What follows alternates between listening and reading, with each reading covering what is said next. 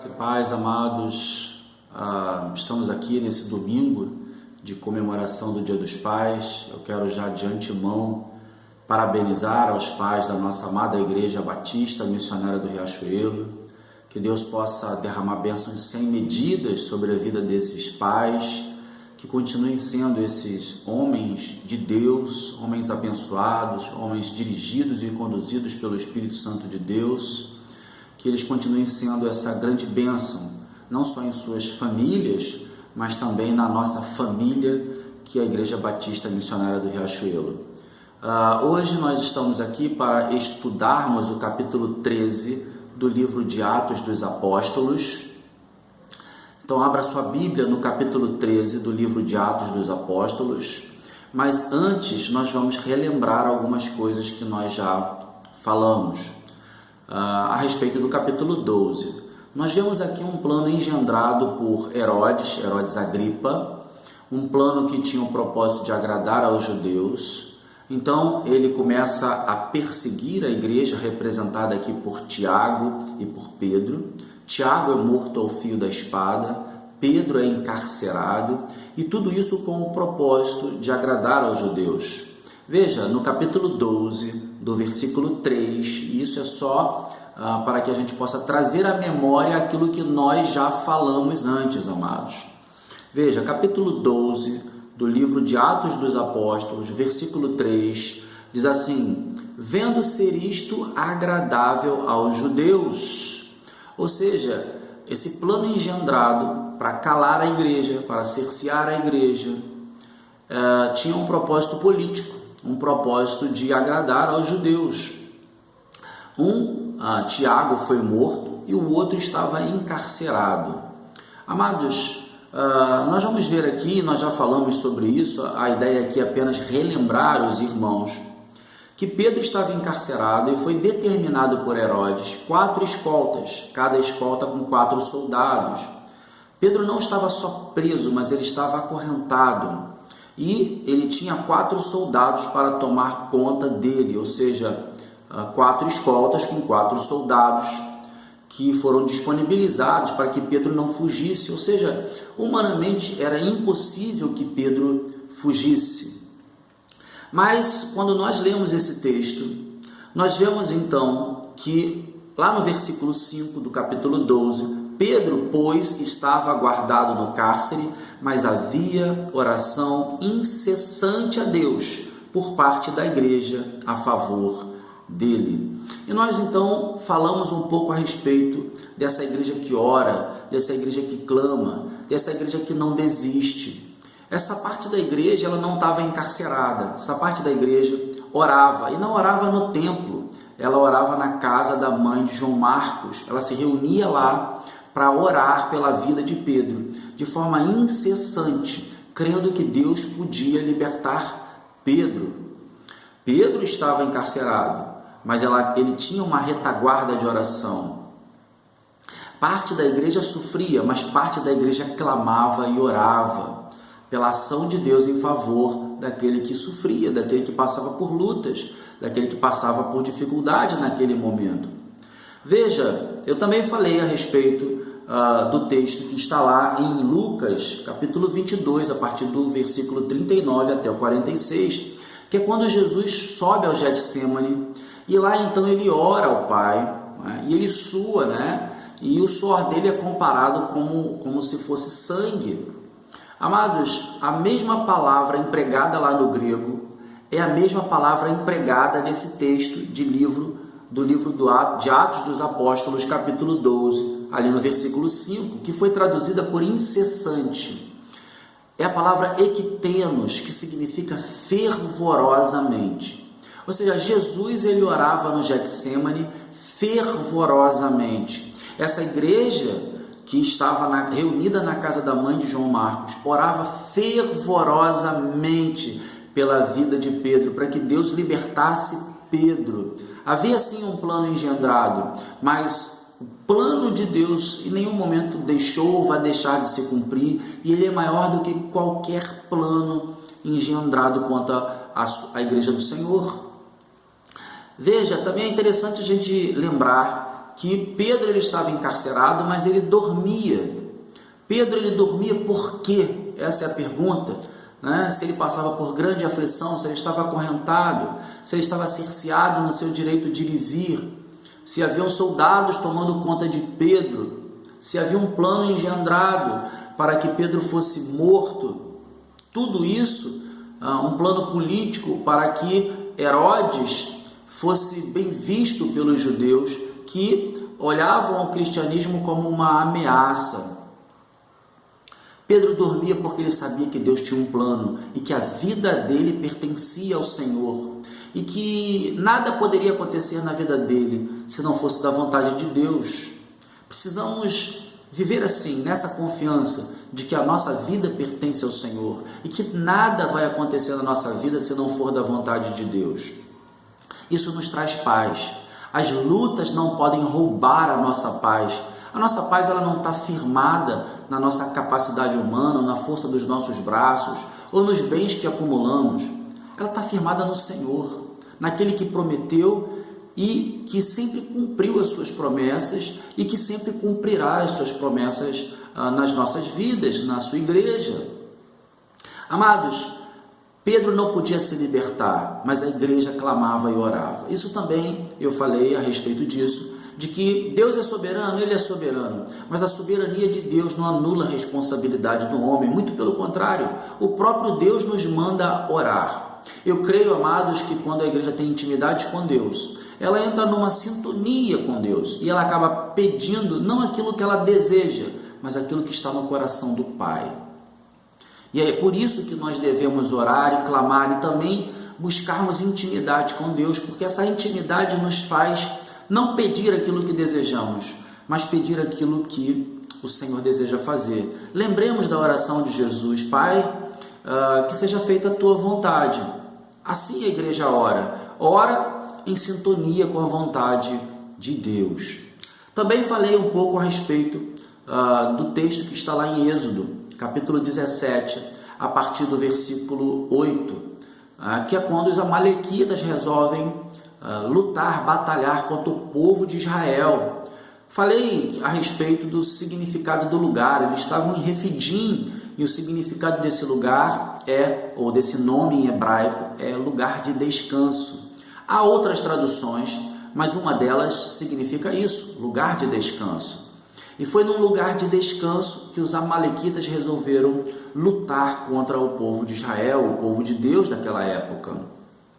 E que atitude foi tomada? Parte da igreja foi para o fronte de batalha, mas parte da igreja foi orar. Subiu ao outeiro, ao monte, e lá do monte orava e clamava ao Senhor. A importância da oração é tremenda. Muitos irmãos nossos estão no campo de batalha passando por grandes lutas, mas a igreja que não está passando por grandes lutas, ela deve orar e clamar pelos que estão passando por grandes lutas. Vimos aqui que Pedro estava preso. Havia uma igreja que não estava presa, mas ela estava batalhando pela vida de Pedro através das orações. Lá em Êxodo 17, a partir do versículo 8, também vemos uma igreja, ou melhor, não uma igreja, mas o povo de Deus no campo de batalha. E vemos Arão, Hur e Moisés clamando ao Senhor. Moisés, quando ele conseguia manter as suas mãos erguidas, o povo de Israel avançava contra os amalequitas e começava a vencer a batalha. Mas quando as mãos de Moisés se cansavam, então os amalequitas avançavam contra o povo de Israel e começavam a vencer a batalha. Então Arão e Hur, eles suspenderam o braço de Moisés. E assim o braço de Moisés permaneceu de pé, ou melhor, apontado para o céu, e eles permaneceram clamando. E foi desse jeito que lá em Refidim, o povo de Israel venceu a batalha contra os amalequitas, amados. A importância da oração é essa, é que quando clamamos, Deus ouve. E o Deus que ouve é o Deus que não perde nenhuma batalha. E se for da vontade dele, ele dá a vitória. Ele liberta os cativos. Ele cura os feridos. Ele abre as portas que estão fechadas. Ele faz as correntes se quebrarem. Voltando para o texto, então, e eu quero mais uma vez lembrar aos irmãos que eu estou trazendo à memória aquilo que já foi dito, pois hoje o estudo é a respeito do capítulo 13 do livro de Atos dos Apóstolos. Nós vamos falar aqui sobre a primeira viagem missionária, né, e como as pessoas foram separadas para serem esses missionários. Mas eu preciso trazer à memória dos irmãos algumas coisas que já foram ditas, para que a gente possa entrar então nesse texto do capítulo 13, que é o nosso estudo de hoje. Pedro ele estava preso, não tinha como libertar a si mesmo, mas a igreja clamava e orava incessantemente, fervorosamente, ectenos, ou seja, a palavra grega utilizada nesse texto, que significa fervorosamente. E Deus então ouviu e enviou um anjo. Pedro estava encarcerado. Veja, versículo 7 do capítulo 12. Eis, porém, que sobreveio um anjo do Senhor e uma luz iluminou a prisão que estava em trevas, agora é iluminada pela luz. E tocando ele o lado de Pedro, despertou, dizendo: levanta-te depressa. Então as cadeias caíram-lhe das mãos. Disse-lhe o anjo: cinge-te e calça as sandálias. E ele assim o fez. E disse-lhe mais: põe a capa e segue-me. Amados, o que o anjo disse a Pedro foi: faça o que você pode fazer, porque aquilo que você não pode, Deus vai fazer. O impossível o homem não pode fazer, mas o possível o homem pode fazer e ele deve fazer. O anjo disse: olha, calça as sandálias, né? Põe a capa, levanta. Isso você pode fazer, mas deixa que aquilo que você não pode, Deus vai fazer, porque Deus ouviu a oração do seu povo. Um povo que ora e que clama, um povo que não desiste, um povo que entende a importância da oração. E veja, versículo 9, então saindo seguia, não sabendo se era real o que fazia por meio do anjo, parecia-lhe uma visão. Depois de terem passado a primeira e a segunda sentinela, chegaram ao portão de ferro, que dava para a cidade, o qual se lhes abriu automaticamente, e saindo enveredaram por uma rua, e logo adiante o anjo se apartou dele. Ou seja, Pedro não podia libertar a si mesmo, mas Deus ouviu o clamor do seu povo e enviou um anjo para que Pedro fosse liberto. Pedro, então, no momento em que estava seguro, o anjo foi embora. Ou seja, disse: olha, aquilo que você não podia fazer, Deus fez por você. E aquilo que você podia fazer, você fez. Calçou as sandálias, levantou depressa, foi obediente àquilo que eu mandei fazer. Agora Pedro está liberto, e Pedro então ele vai fazer aquilo que todo crente deve fazer. Ele vai testemunhar, ele vai até a casa da mãe de João Marcos, onde estava reunida a igreja, bate na porta, uma empregada atende a porta, vê que é Pedro, e de tão alegre que ela fica, ela fecha a porta e deixa Pedro do lado de fora. Ela mesma vai contar à igreja que estava reunida ali, e a igreja então, num primeiro momento, ela não acredita muito, mas depois ela vê que é Pedro e fica perplexa.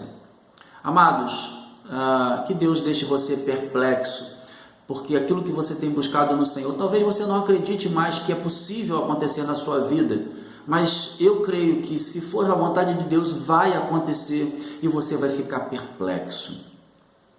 Veja, e aí eu quero falar do versículo mais importante do capítulo 12, que é o versículo 17, diz assim: ele, porém, fazendo-lhe sinal com a mão para que se calassem, contou-lhes como o Senhor tirara da prisão, e acrescentou: anunciar isto a Tiago e aos irmãos, e saindo retirou-se para outro lugar. Ou seja, toda honra, toda glória, todo louvor, toda majestade foi entregue àquele que é digno de honra, aquele que operou o milagre, que é o próprio Senhor. Mais do que isso, Pedro não só testemunhou a igreja que orava, mas disse à igreja que orava: testemunhem vocês aos nossos irmãos, anuncie isto para que todos saibam que o nosso Deus é Deus que age, é Deus que faz o impossível, que realiza feitos extraordinários, que liberta os cativos, que sara, que cura, que liberta os oprimidos, que faz com que as correntes se quebrem, que faz com que as portas se abram, que frustra o plano do inimigo. O plano de Herodes foi frustrado, não foi vitorioso, não era o plano de Deus para a vida de Pedro, que ele permanecesse preso e fosse morto.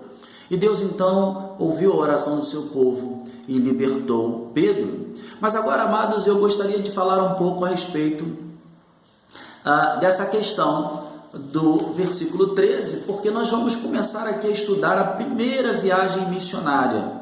Diz assim a palavra do Senhor, e esse é o estudo do dia de hoje, desse domingo tão abençoado, domingo do Dia dos Pais, não é? Que Deus abençoe os pais e derrame bênçãos sem medidas.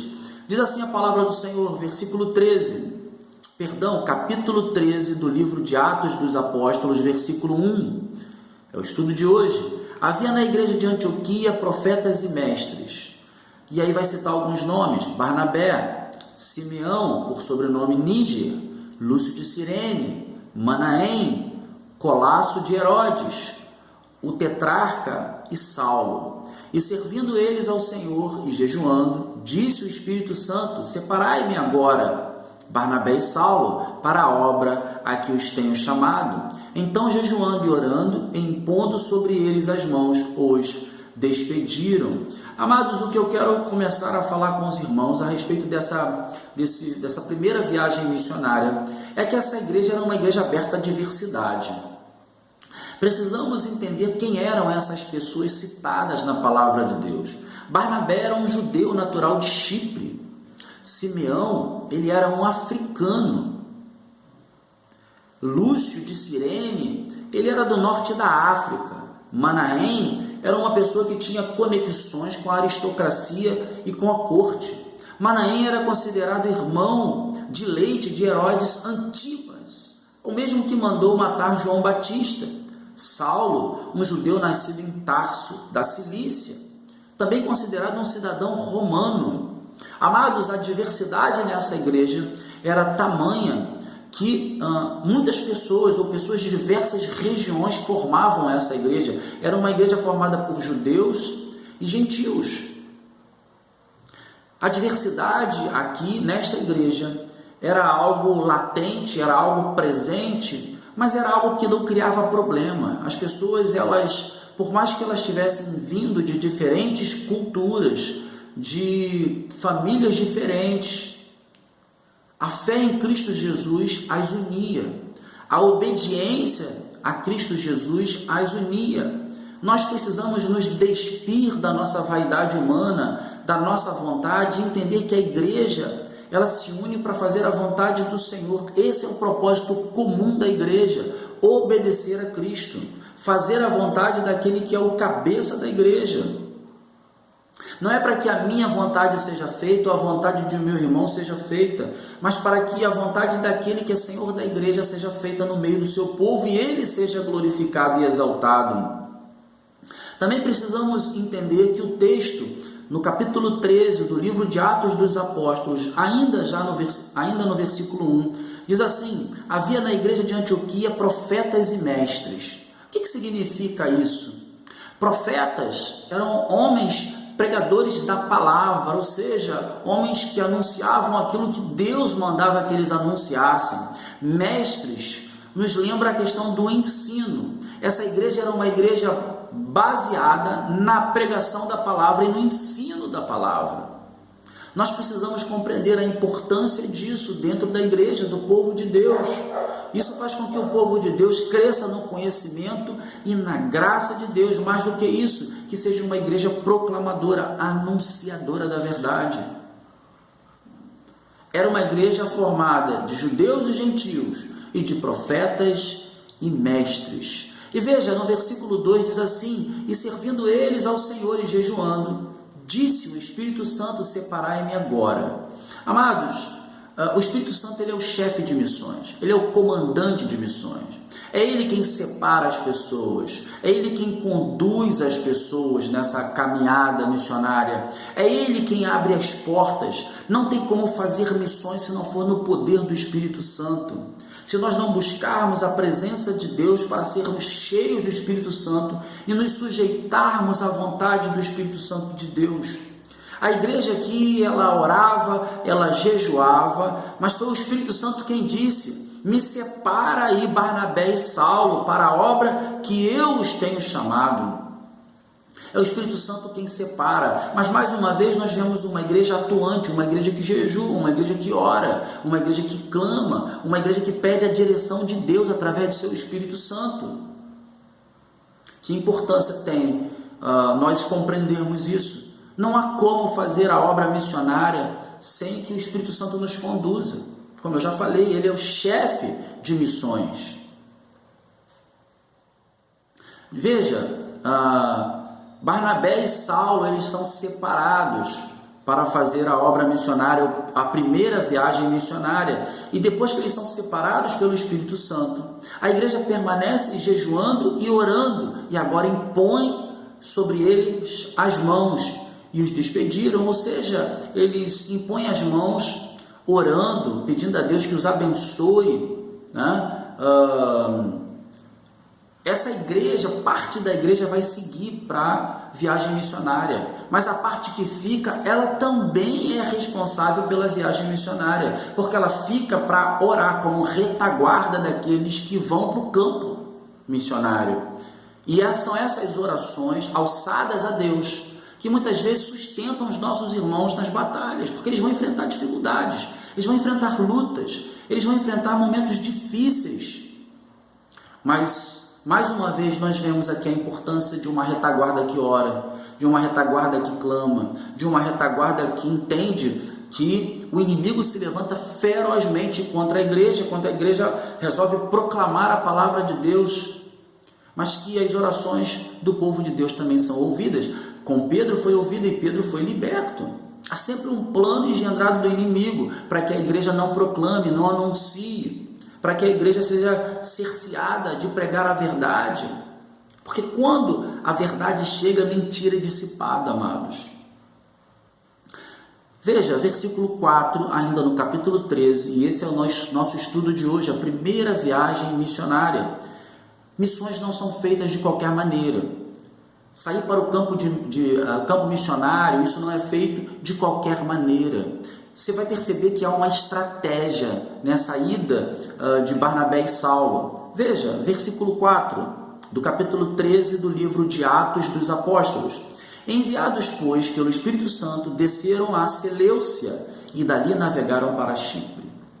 De Seleucia, amados, num dia claro, um dia sem nuvens, dava para ver Chipre. Eles chegam a Seleucia e vão para Chipre, chegados a Salamina. Salamina era uma região de Chipre. E lá eles anunciam a palavra de Deus nas sinagogas judaicas. Tinham também João como auxiliar. É uma característica do apóstolo Paulo. Quando ele chegava num lugar, ele procurava a sinagoga para anunciar as boas novas. Mas é muito interessante a gente pensar que a sinagoga ela era formada da sua grande maioria de judeus. Judeus e gentios prosélitos, ou seja, aqueles que haviam crido. Mas então o apóstolo Paulo, ele como um judeu, nascido em Tarso, da Cilícia, ele procurava uma sinagoga para pregar e anunciar as boas novas do reino. Ficava muito mais fácil de você falar para pessoas que já conheciam a palavra, e ele como judeu, ele tinha direito de entrar nas sinagogas e pregar, ele tinha todo o conhecimento. Não podemos esquecer do passado do apóstolo Paulo, ele como um fariseu de fariseus, ou seja, um profundo conhecedor da palavra, que foi alcançado pela graça. Então, havia uma estratégia, Precisamos entender e lembrar também que Barnabé era um judeu natural de Chipre. Eles não foram para Chipre por acaso. Barnabé, nascido naquela região, ele era alguém que abria portas naquela região, porque ele era da região. Veja como há um plano, uma estratégia para que se faça missões. Eles não foram para qualquer lugar e por acaso. Não foi assim. O Espírito Santo os orientou para que eles estabelecessem a rota a ser seguida. Veja, chegando lá, eles procuram a sinagoga e Paulo então vai pregar na sinagoga. Versículo 6, havendo atravessado toda a ilha até Pafos, encontraram um certo judeu, um mágico, um falso profeta. Amados, sempre há alguém que distorce a palavra de Deus e que busca se beneficiar com a palavra de Deus. São falsos profetas. A palavra é a verdade, mas muitas vezes a construção sobre a palavra é falsa. E ao longo da história da igreja nós vemos muitos falsos profetas. Nos dias de hoje nós temos falsos profetas, homens que dizem que falam em nome de Deus, mas não falam em nome do Senhor, né? Eles nem usam a palavra de Deus e muitas vezes quando usam de forma distorcida. Veja, o nome desse falso profeta era Bar Jesus, o qual estava com o procônsul Sérgio Paulo, que era homem inteligente. Este, tendo chamado Barnabé e Saulo, diligenciava para ouvir a palavra de Deus. Veja que até os falsos profetas, eles alcançam homens inteligentes. A própria palavra diz que esse procônsul era um homem inteligente. Mas, amados, glória a Deus, porque quando a verdade chega, a mentira é dissipada. Glória a Deus, porque irmãos nossos estão pregando o Evangelho em lugares difíceis, e nós, como retaguarda, precisamos orar por esses irmãos. Mais do que isso, precisamos ser missionários no lugar onde nós estamos, precisamos ganhar as pessoas do nosso bairro, dos bairros adjacentes, precisamos entender que somos missionários dentro da nossa própria casa, que missionário não é aquele só que vai para longe, para um lugar distante, pregar a palavra de Deus. Mas veja, agora Barnabé e Saulo, eles são esperados ansiosamente por esse procônsul, porque ele queria ouvir a palavra de Deus. Versículo 8, mas opunha-se-lhes Elimas, o mágico, procurando afastar da fé o procônsul. É assim que o falso profeta faz, ele tenta afastar o homem da verdade, porque ele não prega a verdade, ele prega mentira. Ele distorce a verdade em benefício próprio. E isso afasta o homem da verdade, isso mantém o homem cego, faz com que ele não enxergue a verdade. Mas veja, versículo 9, todavia Saulo, também chamado Paulo, cheio do Espírito Santo, fixando nele os olhos, disse: ó filho do diabo, cheio de todo engano e de toda malícia, inimigo de toda justiça, não cessarás de perverter os retos caminhos do Senhor. Amados, todo aquele que prega mentira serve ao mentiroso. Todo aquele que é um falso profeta e distorce a palavra não serve ao Senhor, serve ao mentiroso. Mas um homem cheio do Espírito Santo, cheio da autoridade do Senhor, do alto, esse homem ele tem autoridade para falar com esses servos do diabo. Não é? E Paulo então se utiliza disso, dizendo: filho do diabo, cheio de todo engano e de toda malícia, inimigo de toda justiça, não cessarás de perverter os retos caminhos do Senhor. Versículo 11, pois agora eis aí está sobre ti a mão do Senhor, e ficarás cego, não vendo o sol por algum tempo. No mesmo instante caiu sobre ele névoa e escuridade, e andando à roda procurava quem o guiasse pela mão. Então o procônsul, vendo o que sucedera, creu, maravilhado com a doutrina do Senhor. Amados, a pregação da palavra ela é sempre seguida de manifestação do poder de Deus, né? Nós vemos isso no livro de Atos dos Apóstolos. Aqui um homem cheio do Espírito Santo usa uma palavra de autoridade, e esse homem que distorce a palavra de Deus, que afasta as pessoas da verdade, então ele fica cego, né? E não pode mais ver o sol por algum tempo. E Paulo então fala com tamanha autoridade, porque ele estava cheio do Espírito Santo. Amados, a obra missionária ela precisa ser feita na direção, na condução e por homens cheios do Espírito Santo de Deus, porque a obra missionária vai enfrentar muitas dificuldades, mas se os missionários estiverem cheios do Espírito Santo, todas as dificuldades cairão por terra em nome de Jesus, porque o Espírito Santo de Deus habita em nós e nós precisamos buscar ser cheios do Espírito Santo de Deus. Agora aqui nós começamos a estudar a primeira viagem missionária e nós vamos parar por aqui por enquanto. Na próxima aula nós daremos sequência, mas eu quero terminar aqui mais uma vez parabenizando os pais da nossa amada Igreja Batista Missionária do Riachuelo. Que Deus os abençoe, que Deus os guarde, que Deus os proteja, que vocês continuem sendo bênção nas suas casas e também bênção no meio do povo de Deus, na nossa igreja. Louvamos a Deus pela vida de cada pai que faz parte da nossa amada Igreja Batista Missionária do Riachuelo. Que Deus os abençoe, que Deus abençoe todos nós como Igreja do Senhor. Fiquem na graça e na paz de Jesus.